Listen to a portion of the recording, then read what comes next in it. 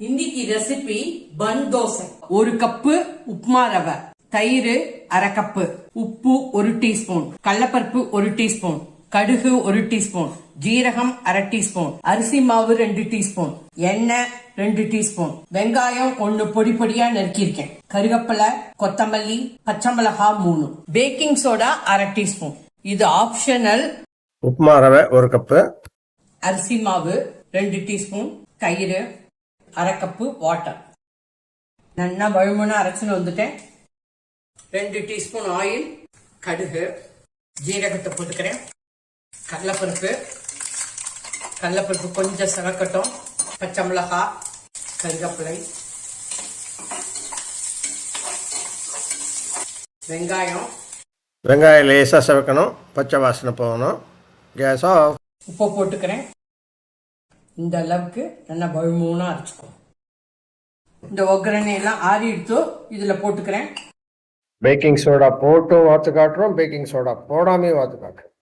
இப்ப baking soda போடல, இட்லி மாவு பதத்துக்கே வச்சுக்கோங்க. 20 நிமிஷம் அப்படியே ஊறட்டும். 20 நிமிஷம் ஆயிடுத்து. இப்ப திறந்து பாக்குறேன்.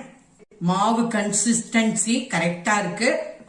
இந்த மாதிரி குழிவான கடாயை எடுத்துக்கோங்க. 2 டீஸ்பூன் எண்ணெய் விட்டு இருக்கேன். கேஸ் சிம்ல வச்சிருக்கேன். கொஞ்சம் மூடிய போட்டு ஒரு அரை நிமிஷம் மூடி வைங்க. 30 செகண்ட் ஆயிடுத்து.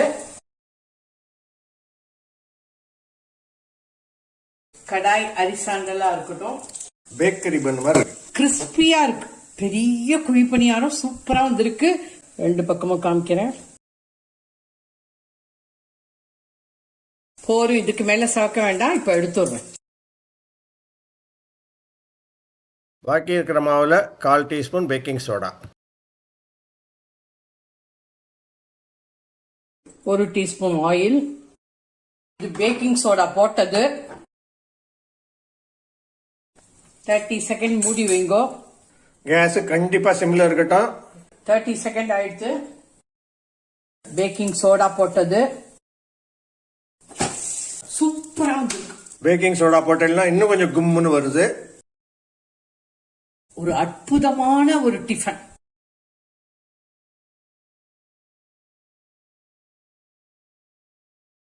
எவ்வளவு பெரிய பன்னா இருக்கு பாருங்க, சூப்பரா. இந்த 2 பேக்கிங் சோடா போடாம பண்ணினது, இந்த 2 பேக்கிங் சோடா போட்டு பண்ணினது. இப்போ ஒன்ன வெட்டி காமிக்கிறேன். மேல அப்படியே மொறு மொறுன்னு இருக்கு பாருங்க.